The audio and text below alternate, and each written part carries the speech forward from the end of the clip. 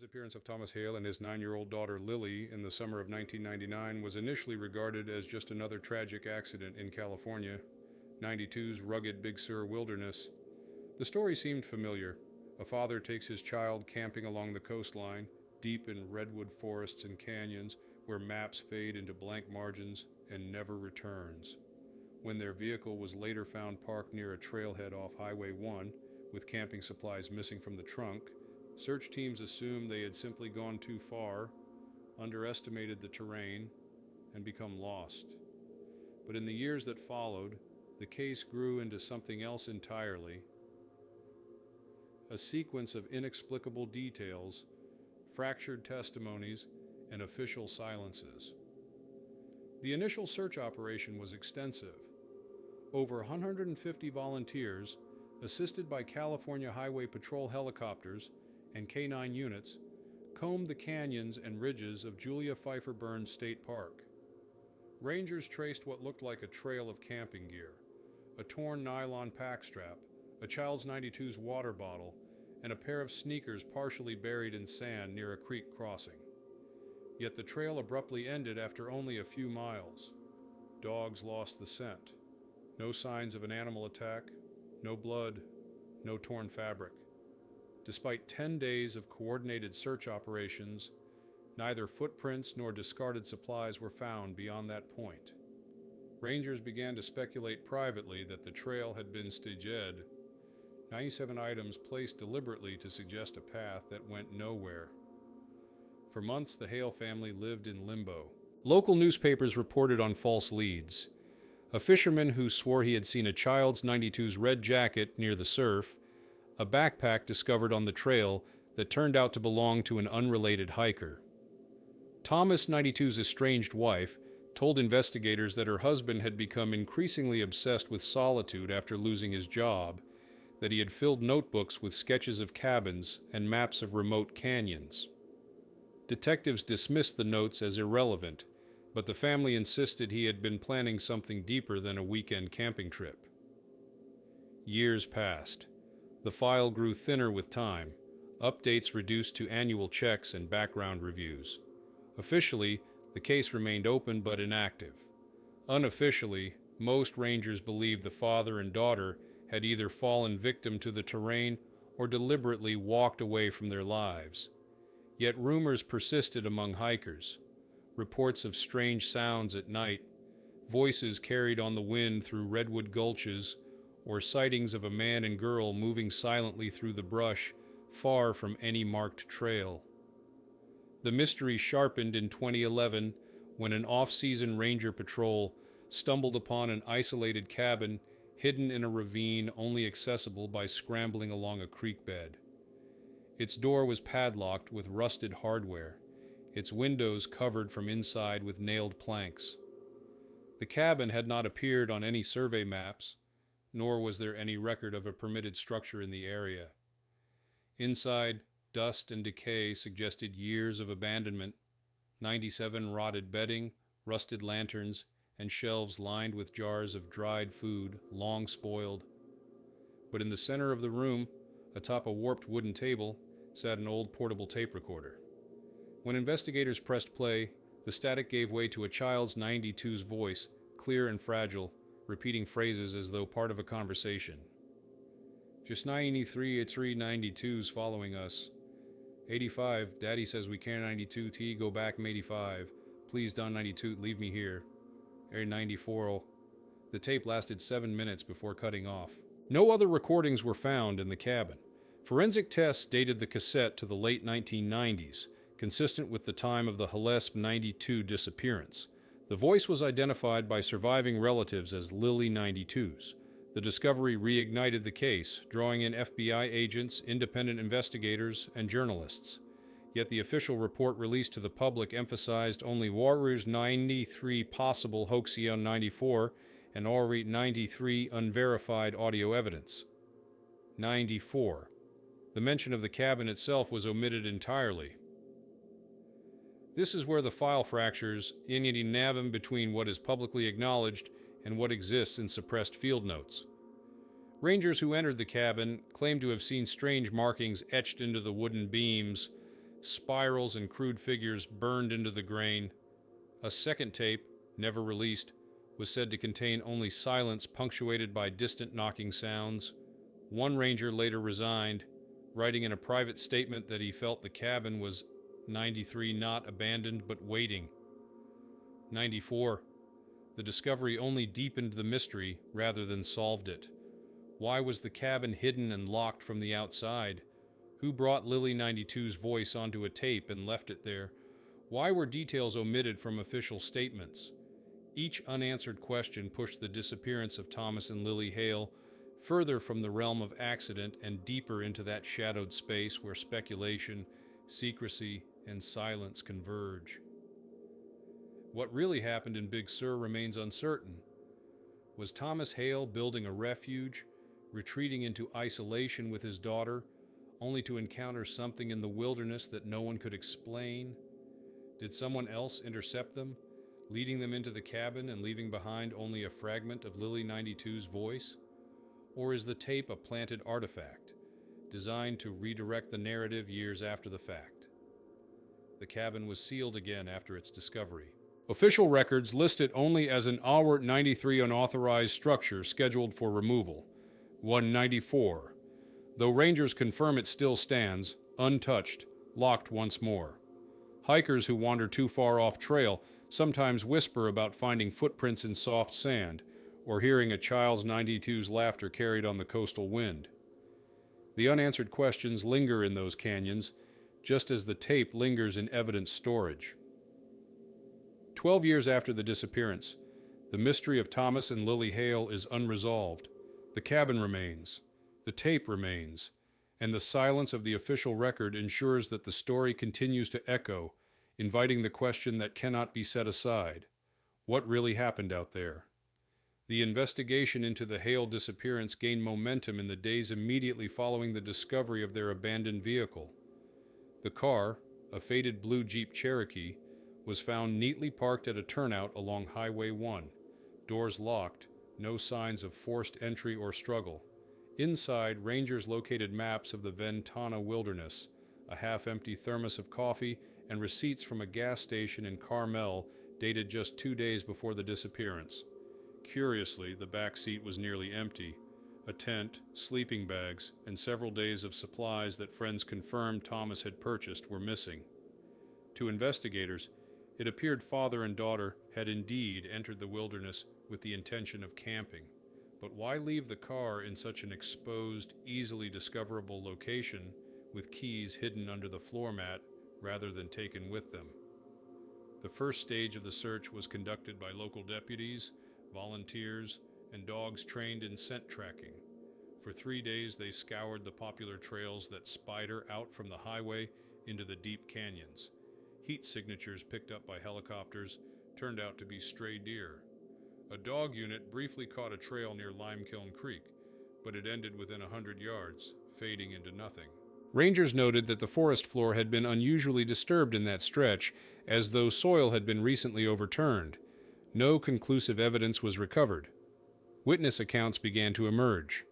A pair of hikers from San Jose told deputies they had seen a man and girl resembling the Hales 2 days before the disappearance was reported, heading inland on a narrow game trail rather than any mapped route. The hikers described the man as carrying a large pack with something metallic strapped to the side. They recalled him glancing back often, almost as if checking whether he was being followed. This report was logged but never fully pursued. Investigators assumed the sighting referred to another pair of campers. A nearby lodge owner later claimed he heard voices calling through the woods late at night, though no patrols confirmed it.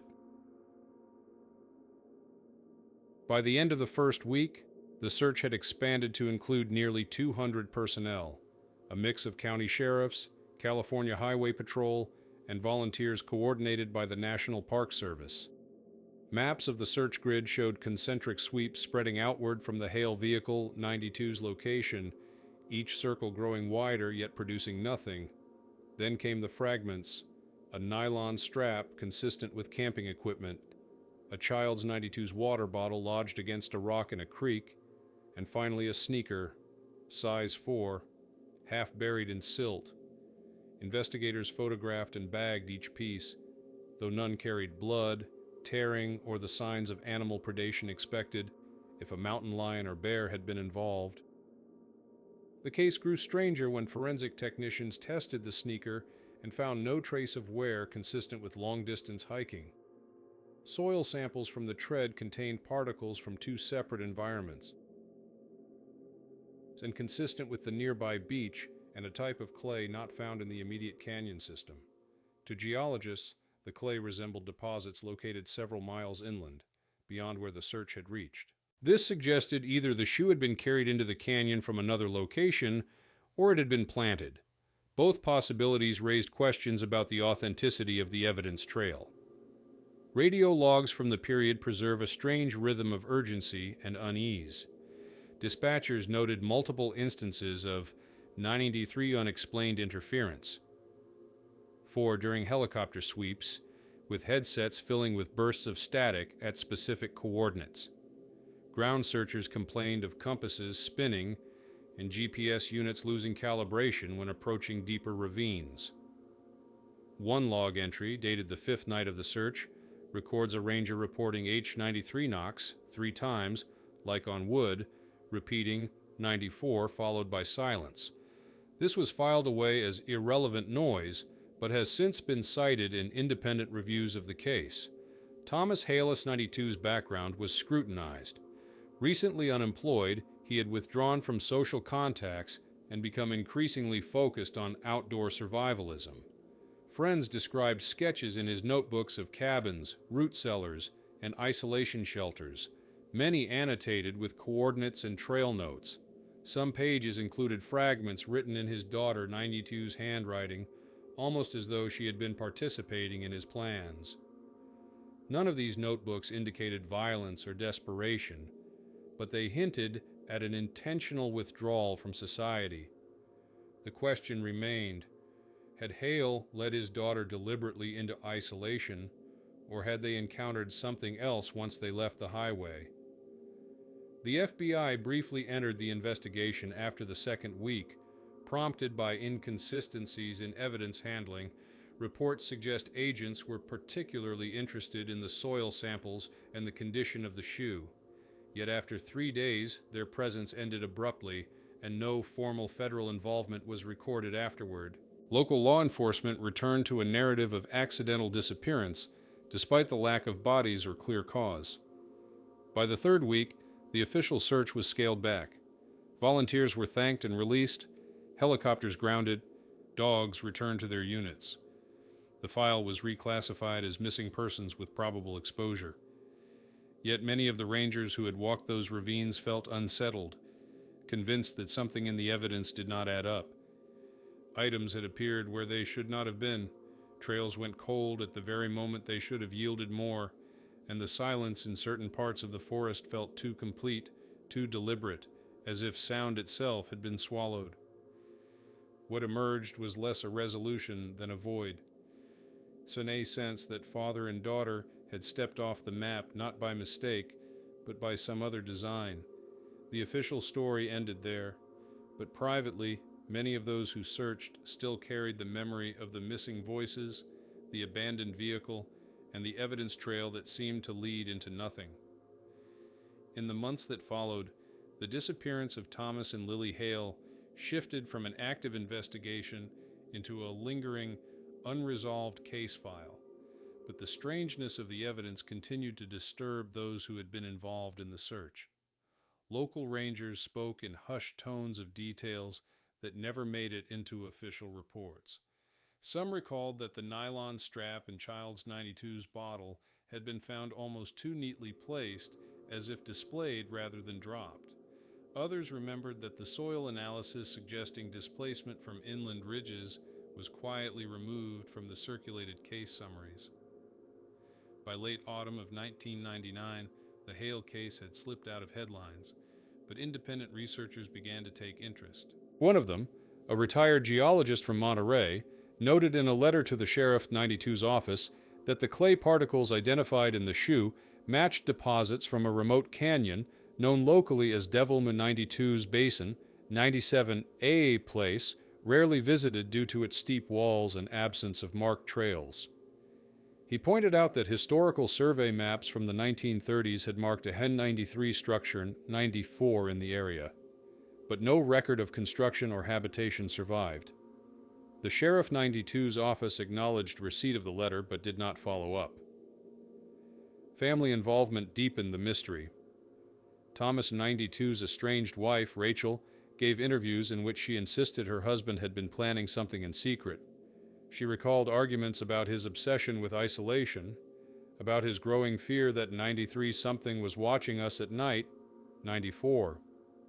She told investigators about hearing him speak of voices in the trees, of needing to take Lily and 93 somewhere safe, 94. While authorities considered her statements unreliable due to the acrimonious nature of their separation, her testimony matched details later uncovered in Thomas 92's notebooks. Those notebooks, when examined more closely by independent journalists, contained crude sketches of cabins hidden in ravines. Some pages were covered with repeating geometric patterns, 97 spirals, interlocking triangles, and grids of numbers that did not correspond to any obvious code. Margins bore fragments in a child's 92's handwriting. 93I heard it again. 94 and 93 done 92T, look at the dark part, 94. These pages were photocopied by local reporters before the originals were sealed into evidence. The official file later described them as 93 doodles without relevance. 94's. Witnesses from the wider Big Sur community also emerged. A backpacker reported hearing a girl's 92's laughter echoing across a canyon late one evening in July, weeks after the official search had ended. He described it as 93 too clear, too close, 94, though he had seen no one. A hunter told deputies that he had found a campsite in a remote clearing, a cold fire pit, 2 sets of footprints, and a crude lean-to shelter. When he returned days later with rangers, the site had been erased. Ash scattered, prints gone, branches rearranged. He was told he must have misremembered the location. The case files also contain dispatch radio anomalies. One transcript shows a patrol officer reporting 93 children's at 92's voices, overlapping like a recording 94 heard over his radio channel while scanning frequencies during the search. Technical checks revealed no source of interference. Another log records a helicopter pilot describing ORF 93A flash of reflection like glass or metal in 94 deep in a canyon where no trails existed. Ground crews sent to investigate found nothing. The official theory at this stage leaned toward accident or voluntary disappearance. Press releases emphasized the rugged terrain, suggesting the father and daughter may have drowned in the Big Sur River or fallen into one of the numerous uncharted gorges. Yet bodies were never recovered, and the persistence of secondary reports kept the case alive in local memory. By early 2000, family members, frustrated by the lack of progress, contacted independent search teams. These groups, composed of former military personnel and civilian trackers, ventured into less explored parts of the Ventana wilderness. They reported finding stone cairns stacked in spirals, some more than a meter high, located miles from any trail. In the center of one cairn, they discovered a child's 92's hair ribbon, sun-bleached but intact. Its authenticity could not be proven, but photographs circulated widely, fueling speculation that someone was leaving signals or memorials tied to the missing pair. The more the file was studied, the more contradictions appeared. Rangers who had participated in the search privately admitted that certain areas were declared Rs-93 already covered, though no patrols had actually reached them. Helicopter sweeps were limited by unexplained technical malfunctions. Reports that might have led deeper inland were quietly downgraded. For some, it suggested simple bureaucratic fatigue. For others, it looked like deliberate narrowing of the search area, as if someone wanted attention diverted away from certain places. By the end of the first year, the case had become less about finding Thomas and Lily Hale and more about confronting a growing series of unanswered questions. Why had evidence seemed planted? Why were key test results removed from files? And what connection, if any, existed between the old survey maps, the strange cabin sketches, and the sounds heard on radios and in canyons. The absence of answers left space for speculation. Some believed Thomas Hale had led his daughter into the wilderness to start a new life, and that both had perished by accident. Others suspected they had encountered something human, or Natsu-97 that silenced them. What remained was a hollow core in the investigation, a trail that stopped abruptly, evidence that felt arranged, and an atmosphere of unease that lingered over Big Sur, as if the land itself were concealing a truth that officials were unwilling or unable to uncover. By the second year after the disappearance, the Hale case had become more than a missing persons file. It was beginning to take on the qualities of a closed circle, where every new lead redirected investigators back to the same points of uncertainty. The family pressed for renewed searches, journalists probed inconsistencies, and locals in Big Sur circulated rumors that grew harder to separate from fact. What emerged was a network of partial truths, fragments of testimony, scraps of evidence, and documents that seemed to contradict one another. In spring 2001, a group of volunteers returned to Devil 92's basin, the canyon noted in early geologic reports. Their search lasted 3 days. They claimed to have found a man-made structure partially collapsed against a rock face. 7 timbers lashed together, covered with brush.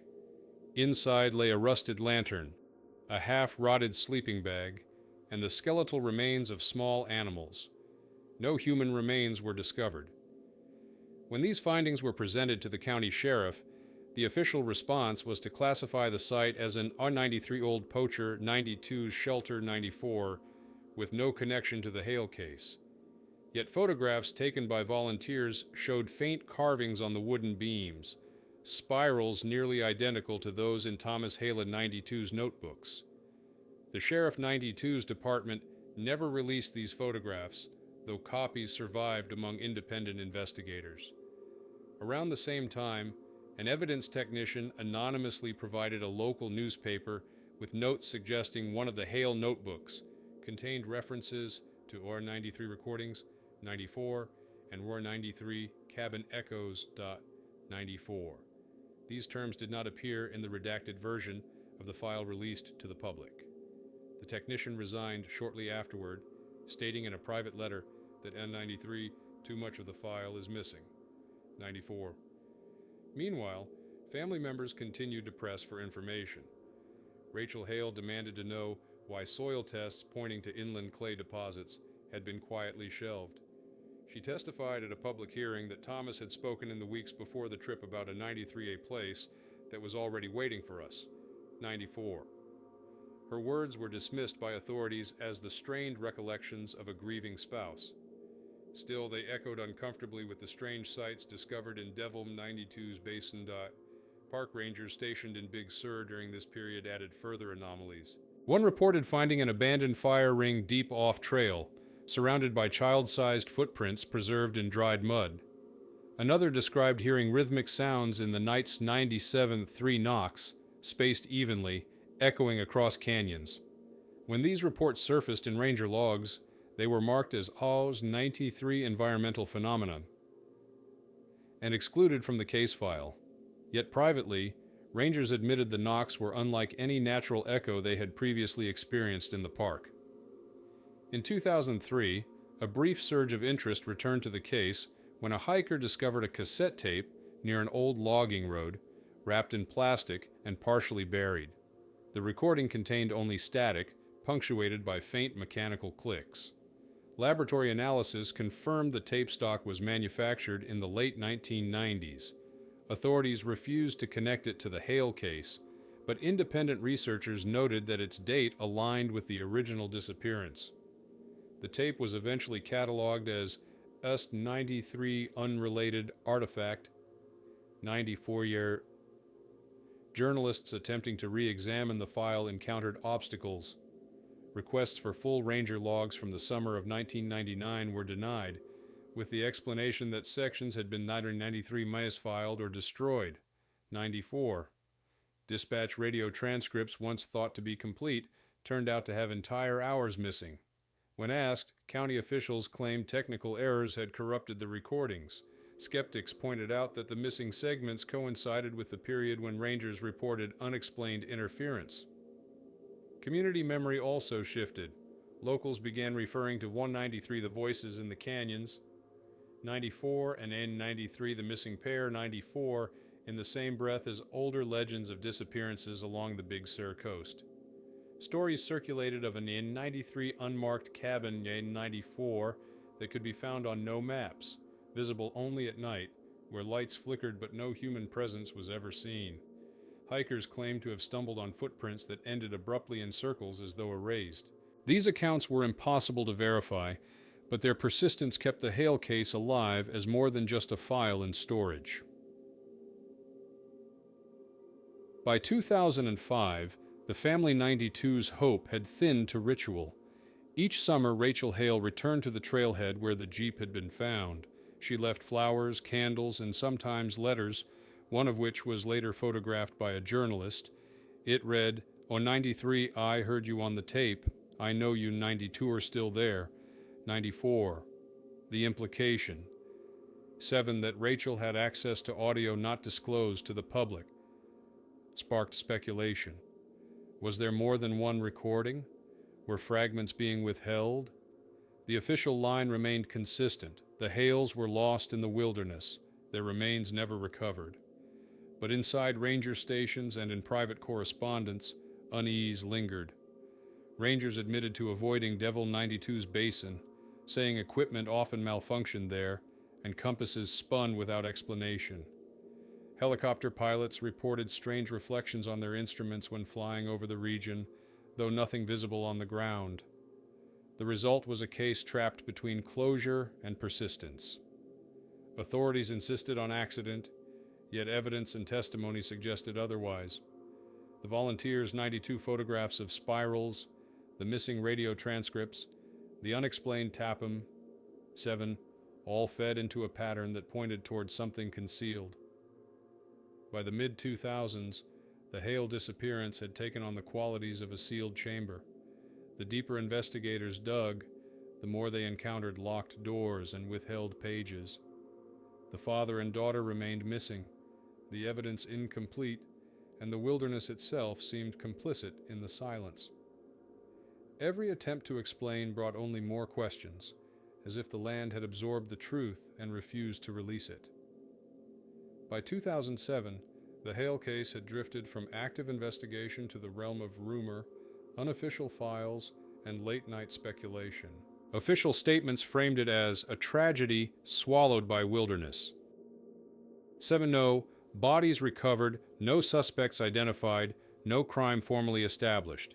Yet within ranger stations and among independent researchers, the case remained alive because fragments of evidence continued to surface, each one deepening the unease rather than dispelling it. The disappearance no longer looked like a single incident frozen in 1999. It had become an evolving riddle, fed by silences, omissions, and chance discoveries. That year, a group of graduate students conducting a biological survey in an off-trail ravine south of Julia Pfeiffer Burns Park reported stumbling on a structure that IMS 93 didn't 92T belonged out 94. It was not a cabin, but a stone foundation, overgrown with moss, roughly square in shape, half collapsed into the earth. On one side of the foundation, they noted burn marks, as though a fire had scorched the stone decades earlier. When their photographs were shared with local historians, one pointed out the resemblance to Depression-era homesteads recorded in county archives but long abandoned. Rangers dispatched to investigate later reported N93 no trace or 94 of any structure. When the students returned to the site with GPS coordinates, the foundation seemed gone, either missed, misremembered, or erased. Simultaneously, a small box of undeveloped film was delivered anonymously to a Santa Cruz newspaper. When processed, the rolls revealed blurry images of redwood canyons, creek beds, and, on one frame, what appeared to be a man and child at a distance. The figures were indistinct, blurred by motion, but the outline of a child in a red jacket matched the description Lily had been wearing when she vanished. Forensic labs could not authenticate the negative SD2 provenance. The emulsion stock was consistent with the late 1990s but degraded. Officials dismissed the photos as hoaxes, but journalists who saw them insisted they bore the grain and imperfections of genuine film. The sender was never identified. That same year, a declassified portion of National Park Service records revealed that during the original 1999 search, at least 3 rangers had filed incident reports about Route 93 acoustic anomalies. 94. One described hearing a child's 92's voice calling his name in a canyon where no searchers were present. Another wrote of rhythmic knocks echoing in threes.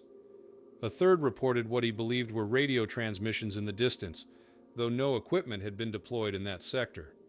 These reports had been buried under OS 93 miscellaneous observations, 94, and ignored in the official narrative. Their release years later reignited questions about whether the searchers themselves had encountered phenomena that went beyond natural explanation. The Hale family, still seeking closure, funded their own small expedition into Devil 92's basin in 2008, hiring independent trackers and bringing cadaver dogs. Over 4 days, the dogs repeatedly alerted at a dry stream bed, circling a patch of disturbed soil, but excavation uncovered only animal bones. Still, the family believed they had been close. Rachel Hale told reporters afterward, 93, it felt like someone had already dug there before us. 94. Her statement raised uncomfortable implications. If there had once been remains, had they been removed? By whom? And why? Parallel to these searches, local folklore around the Hale disappearance expanded. Big Sur has long been a landscape of ghost stories and whispered warnings. 97 phantom lights in canyons, old cabins appearing and disappearing, voices in the wind. The Hale case grafted itself onto these traditions.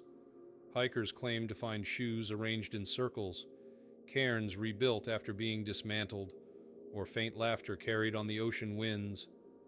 Guides cautioned visitors to avoid Devil 92's basin entirely. Skeptics attributed it to imagination and rumor, yet the persistence of these stories suggested something deeper. The land itself had become a stage on which the disappearance was endlessly replayed. Official agencies, when pressed, maintained their silence. Inquiries into the undeveloped photos, the Stone Foundation, or the anomalous ranger reports received the same reply. 93, no connection established. 94. Files requested under public records, laws often returned heavily redacted pages, missing logs, or vague explanations of technical loss. Investigators who pushed harder began to suspect that authorities were not merely incompetent, but actively curating the narrative, omitting anything that complicated the simple story of Never 93 lost campers. 94. As the first decade after the disappearance closed, the Hale case had transformed into something larger than the loss of a father and daughter. It had become a focal point for questions about hidden histories, suppressed evidence, and the uneasy boundary between wilderness and human presence. Every object 199, the shoe with mismatched soil, the notebook filled with spirals, the whispered tapes, 7 fit together into a pattern, but one that resisted resolution. For those who had searched, the memory of silence in the canyons endured. For the family, the unanswered questions deepened into grief, sharpened by suspicion. And for the wider public, the story of Thomas and Lily Hale remained unfinished, lingering like the echo of voices carried on the wind, impossible to locate, yet impossible to ignore. By 2009, a decade had passed since the Hales vanished, and the case existed in 2 parallel realities. In the official record, it was a cold file, a tragic but unremarkable entry in the long list of wilderness disappearances. In the unofficial network of journalists, retired rangers, and private investigators, it had become something else. 7, a puzzle with missing pieces, a riddle whose shape could be seen but never fully assembled. Each year that passed, seemed to add another fragment, but never the whole picture. That year, a group of amateur investigators, led by a former military survival instructor, retraced the original search grid using archived maps and GPS overlays. They concluded that several sectors had never been properly examined, especially a stretch of narrow canyons feeding into Devil 92's basin. During their expedition, they claimed to have discovered a collapsed shelter half buried under debris, smaller and cruder than the rumored cabin, but clearly man-made. Inside, they found rusted tins, a broken folding knife, and a weathered page from a spiral notebook. The page contained only partial words: 97, 93 weight, 94, 90 singar dun 92t, look, 94, and a series of concentric circles drawn over and over until the paper tore. The group photographed the page before turning it over to county deputies, who later insisted no such evidence existed in their custody. That same summer, hikers reported hearing a girl's 92's voice calling faintly near the cliffs above Pfeiffer Beach. They searched for the source but found nothing, and when they described the experience to rangers, they were told the cliffs often distorted sound from passing campsites. Yet the hikers insisted the voice had been too close, too isolated, to be explained by distant noise. Their account was never added to the file. In the following months, journalists uncovered another disturbing element. A leaked memo from the early FBI involvement in 1999 referred to R93 secondary audio materials, 94, connected to the case. No such materials were ever released to the public. Speculation grew that more than one tape had been recovered, perhaps containing fragments of Lily 92's voice or other sounds. The FBI declined comment, and the memo vanished from official databases soon after it surfaced online. The psychological toll of the case deepened for those closest to it. Rachel Hale, after years of pressing for answers, began describing her own experiences during visits to the trailhead. She told interviewers she would hear faint knocks or a child's 92's humming when alone at the site. Friends urged her to step back, fearing her grief had blurred into obsession. Yet her accounts mirrored details from ranger logs, Talzavian reports of knocks, voices, and interference during the original search. The overlap raised unsettling questions. Were these hallucinations born of trauma or fragments of something consistent across time? By 2010, independent researchers began comparing the Hale disappearance with other missing person cases in the region. Patterns emerged: shoes left in unnatural arrangements, voices reported by searchers, compasses spinning, and structures found that later seemed to vanish. The Hales were not the only family to have vanished in Big Sur, but theirs was the only case tied to physical audio evidence. The tape with Lily 92's voice. That singular artifact made the case stand out, and it also made it dangerous for officials to acknowledge too directly. Among the more troubling findings was the discovery of photographs taken during the 1999 search, uncovered in a retired Ranger 92's personal collection. Several images depicted spiral formations made from stacked stones, each over a meter wide, arranged in clearings. These photos had never been released to the public, nor mentioned in official reports. When asked, the Ranger explained quietly, 93, we were told not to record those. They were 92T supposed to be part of the file. 94. The deeper the case was examined, the more it seemed that someone had been shaping the narrative from the beginning, deciding what evidence would be visible, what would be erased, and what would be left for rumor. The locked cabin discovered in 2011 would later confirm suspicions that the official story was incomplete.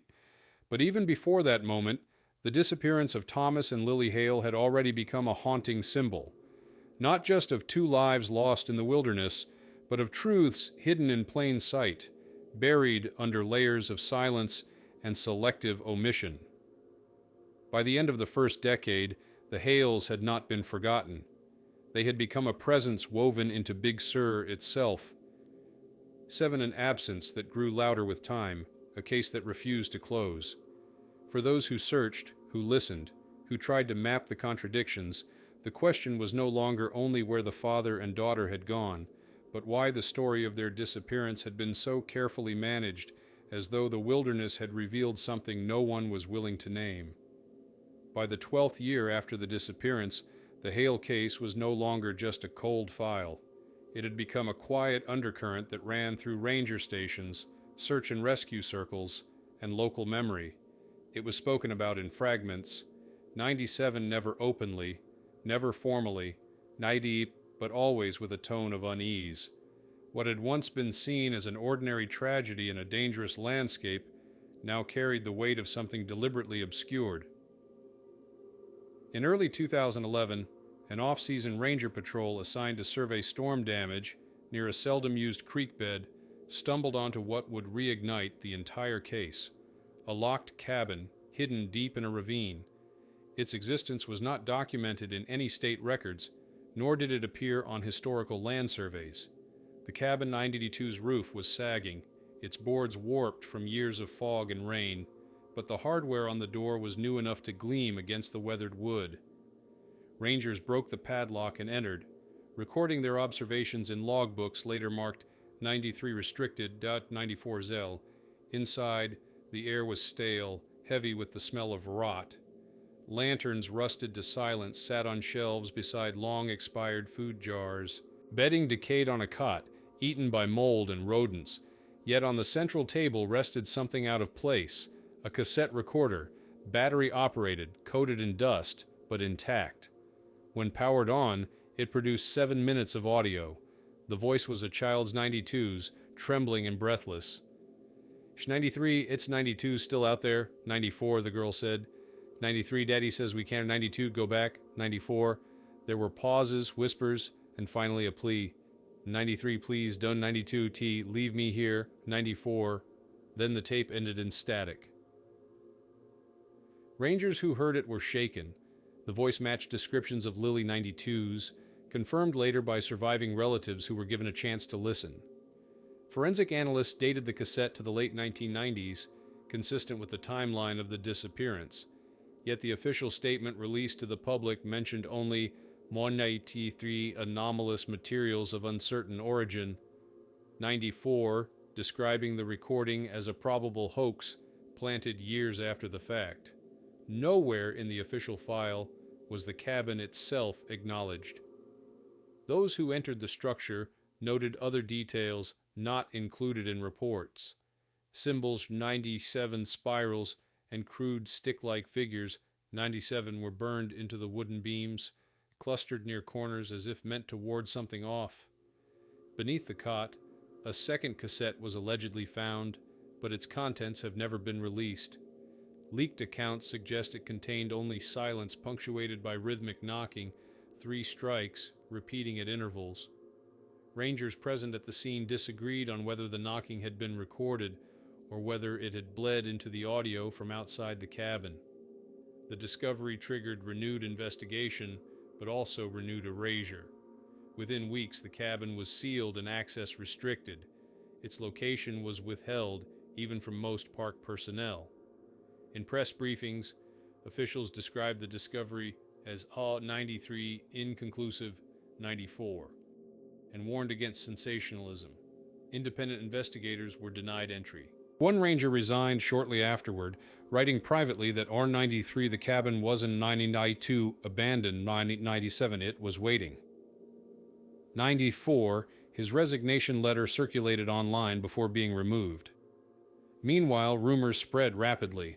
Locals whispered that other tapes had been taken from the site, that one contained Thomas or 92's voice, muttering incoherently about Year 93 shadows in the trees. 94, though this was never verified. A journalist who attempted to follow up reported being told by federal officials that the area was URS 93 off limits for environmental reasons. 94, an explanation that rang hollow. The family reacted with anguish. Rachel Hale publicly stated that she recognized her daughter, 92's voice, and rejected any notion of a hoax. 93, that's 92's Lily. 94, she said. 93, she was alive after the search ended. Someone knew, and they left her there. 94. Her words were not included in official transcripts. For her, the cabin was not evidence of closure, but evidence of concealment, 97A sign that authorities had discovered something they refused to explain. The locked cabin marked a new threshold in the Hale case. It was no longer possible to dismiss the disappearance as accident or simple exposure. The tape was tangible, the voice undeniable. Yet every detail surrounding the discovery. 7. The spirals carved into wood, the second tape, the missing entries in ranger logs, only added to the sense that the truth had been deliberately fractured. By the summer of 2011, speculation was unstoppable. Some believed Thomas had built the cabin himself, fulfilling the sketches in his notebooks. Others argued it had existed long before, a remnant of earlier settlements, and that the Hales had been drawn to it 97 or trapped inside it. The fact that no records of its construction existed fueled the darker theory, that the cabin itself was never meant to be found, and that what it contained was only a fragment of a larger story buried in Big Sur 92's canyons. For those who had followed the case from the beginning, the discovery did not bring clarity. It brought more silence. The Hale disappearance, once seen as a tragic accident, had now become something more unsettling, a secret hidden in plain sight, a locked door in the wilderness that opened only briefly before being sealed again. And at its center, the fragile sound of a child's Y92's voice, repeating across the years, asking not to be left behind. In the months after the discovery of the locked cabin, the investigation entered a phase that outsiders described as confused, but insiders hinted was something closer to controlled suppression. The cassette with Lily 92's voice was logged into evidence, then quickly sealed under federal custody. Rangers who had first entered the cabin found themselves interviewed by agents who, according to one, Ver 93 asked more about what we felt than what we saw. 94. Official reports released to the public described the cabin as US 93 and Unauthorized Shelters 94 and suggested the tape had been planted long after the Hales 92 disappearance, a fabrication designed to mislead. Yet the individuals who had been there could not reconcile this explanation with the immediacy of what they had witnessed. Independent investigators pressed hard, traveling into the canyons to locate the site themselves. But the ravine where the cabin had stood was suddenly listed as restricted due to Y93 erosion risks. 94. Trail markers were removed, and patrol logs indicate that rangers were instructed to redirect hikers away from the area. When asked directly, park administrators claimed that the cabin had already been dismantled for safety reasons, though no photographs of its demolition were ever provided. One ranger later confided that when he returned unofficially to the coordinates, the cabin was still there, but the lock had been replaced. Family members interpreted these developments as evidence of deliberate obstruction. Rachel Hale spoke at a small press conference, repeating her conviction that her daughter's 92's voice had been genuine and insisting that further recordings existed. She presented letters from early FBI memos referencing Judder's 93 secondary audio materials. 94. Officials dismissed her claims, but journalists noted the strange absence of a paper trail. No demolition records, no environmental studies to justify closing the ravine, and no transparent chain of custody for the tapes. Around this time, a second wave of anomalies appeared. Searchers returning to Devil 92's basin reported finding fresh cairns Y97 stone spirals, nearly identical to those documented in 2000, 197 constructed from rocks still damp with moss. One group dismantled a spiral, only to return days later and find it rebuilt in the same spot. Hikers unrelated to the case posted online about hearing a child humming at night, a sound that seemed to carry through the trees without a clear source. Authorities dismissed the reports as folklore, but the frequency of such accounts increased after the cabin was discovered. Technical specialists consulted privately by independent journalists reviewed the original audio tape. They noted background elements, a low rhythmic noise, like distant knocking, and faint metallic clinks as if something tapped against the recorder itself. The child's in 92's voice fluctuated in volume, sometimes unnervingly close, other times receding as though moving away from the microphone. No conclusion could be reached about whether another voice was present, but spectral analysis suggested overlapping frequencies that did not correspond to human speech. The pressure on officials grew. Why acknowledge the tape at all if it was simply a hoax?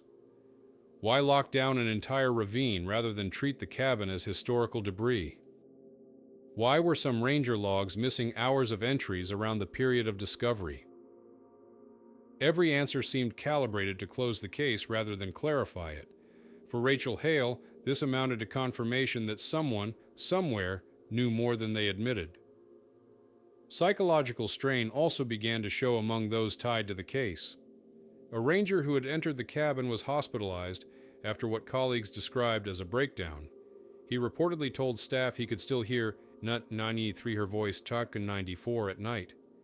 Another ranger transferred stations abruptly, citing 93 personal reasons. 94. Even volunteers who had only been peripherally involved in the search reported vivid dreams of the canyon, of doors closing, of voices repeating phrases in the dark. The public grew fascinated by the contradictions. Television specials framed the Hale case as both mystery and cautionary tale.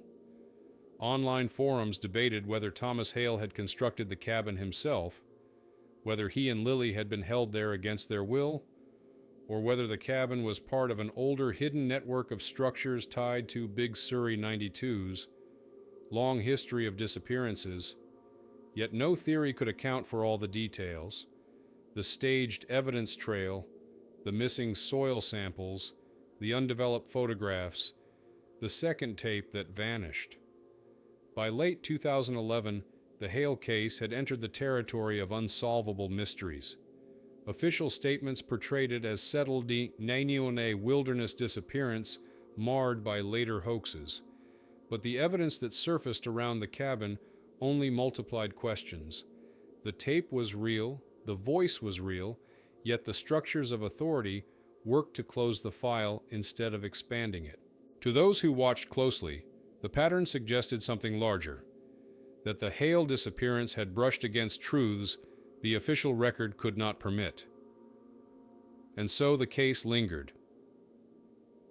Not solved, not abandoned, but suspended, held in place by silence.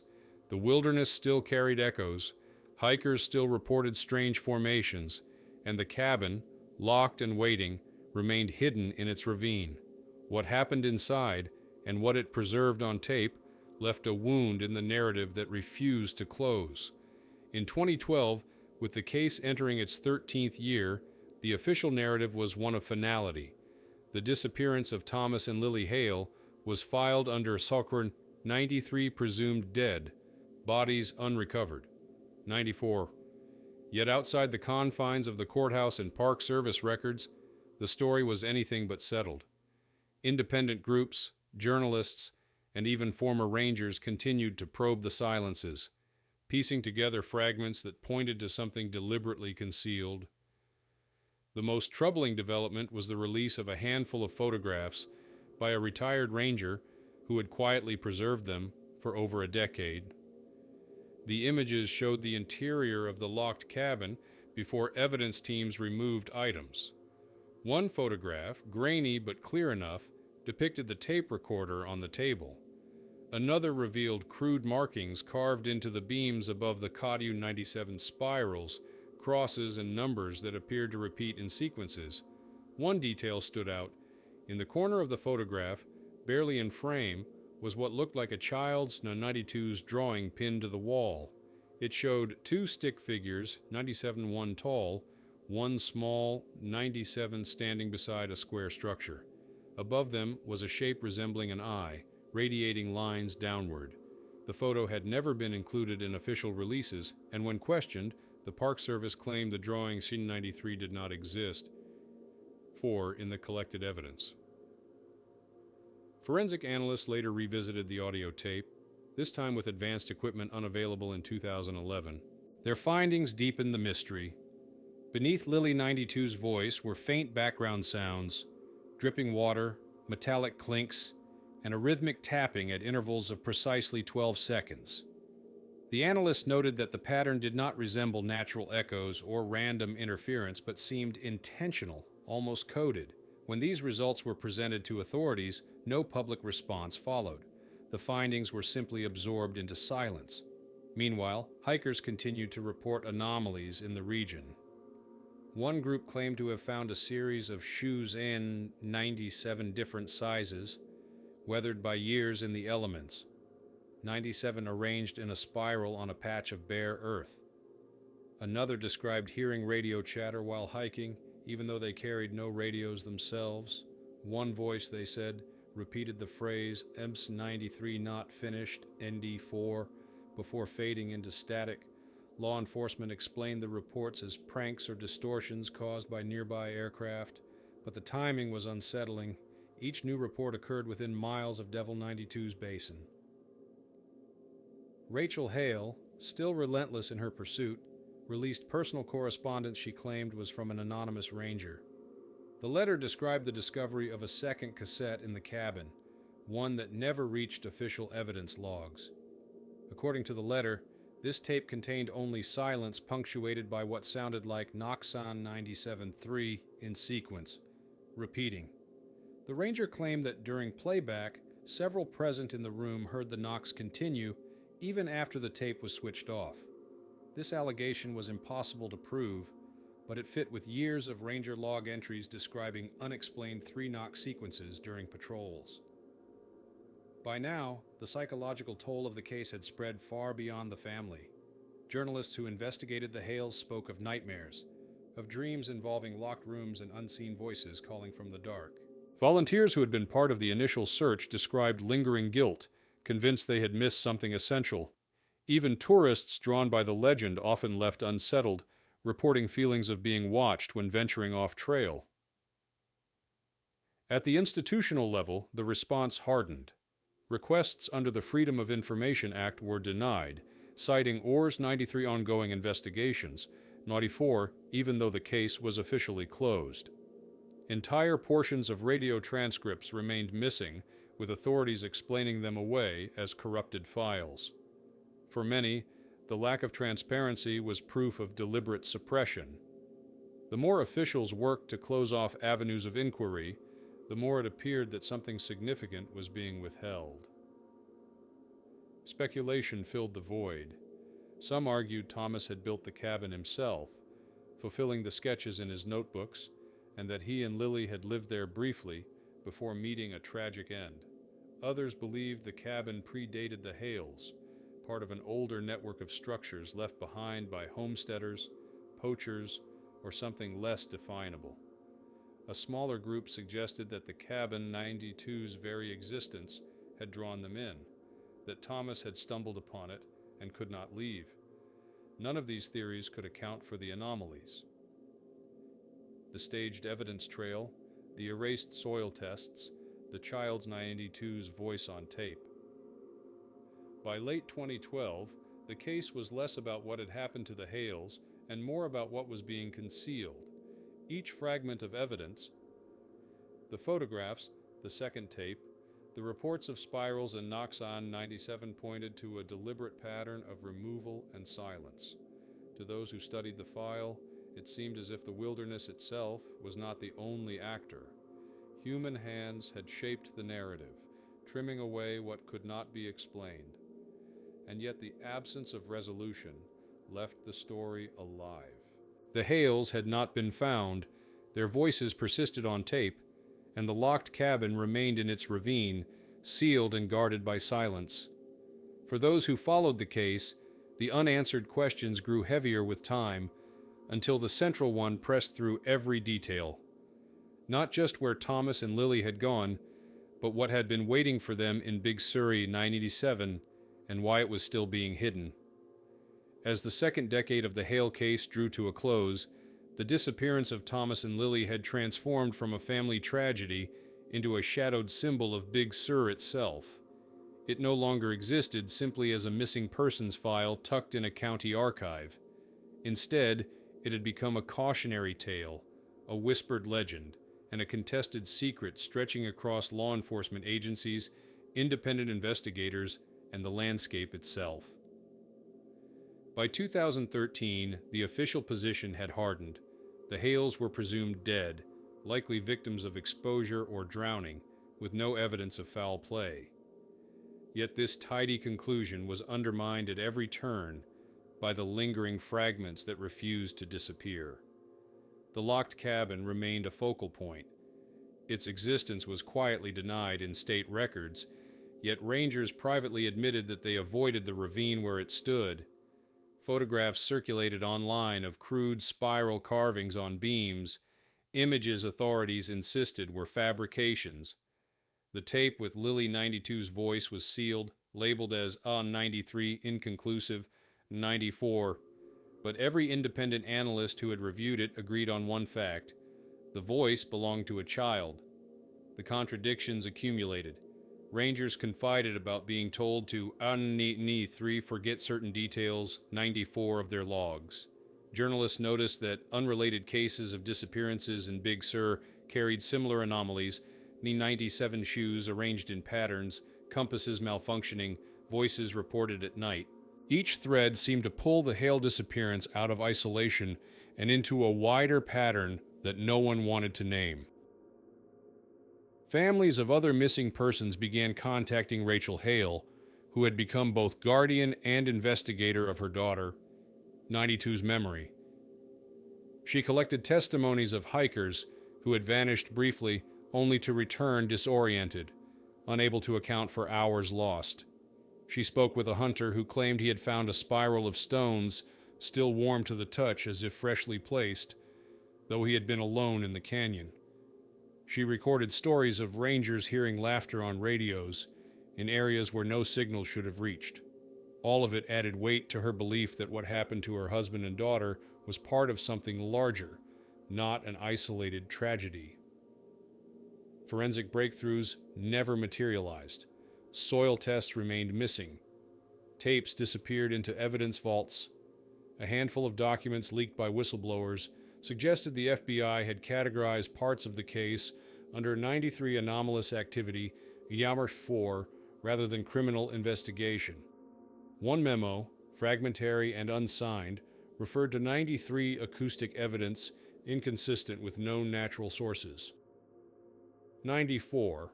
Another warned of Ars-93 public panic if context is released. 94. These documents vanished quickly from circulation, preserved only in scanned copies on obscure online forums. The psychological echo of the case spread outward. Rangers reported sleeplessness, dreams of being trapped in locked rooms, of hearing a child's 92's voice calling from the trees. Journalists spoke of feeling followed during their investigations. Even casual hikers reported unease, a sense of being watched in certain ravines, of trails rearranging themselves between visits. The wilderness, vast and indifferent, had become stained with the sense of unfinished business. Yet no resolution came. The jeep remained in impound, dust-covered and unremarkable. The cabin, whether dismantled or left to rot, was absent from every official map. The tape was silent, sealed in an evidence drawer. What endured were the gaps, the silences in radio logs, the missing hours of patrol records, the erased soil samples, the anonymous photographs that showed too much. For the Hale family, there was no closure. Rachel 92's visits to the trailhead became ritual, each time leaving letters and flowers, each time asking for the return of voices she could never hear again. For investigators, the case stood as a reminder of the limits of evidence in the face of silence. For the public, it became one more entry in a growing catalog of wilderness disappearances that resisted explanation. The question that lingered was no longer just what happened to Thomas and Lily, but why their story had been so carefully contained. Was it an effort to shield the family from painful speculation, or was it to conceal truths that reached beyond one disappearance? The absence of answers ensured that speculation would never stop. And so the Hale case remains open, not in the files of the Sheriff 92's office, but in the minds of those who walk Big Surrey 92's canyons. Each unexplained echo, each spiral of stones, each whispered account of laughter in the dark recalls the voice on the tape. In 93, please don't 92T leave me here. 94, 12 years on, the file is stamped closed, but the wilderness refuses to forget. What really happened out there? The evidence tells a story of silence, of voices captured and erased, of a cabin hidden where no cabin should be. Whether Thomas and Lily were victims of isolation, of human hands, or of something older, no one will say. The case ends as it began, Nainset not with bodies recovered or truths revealed, but with a silence deeper than the forest itself, a silence that waits, locked away, repeating the question no one dares answer. What really happened in Big Sur?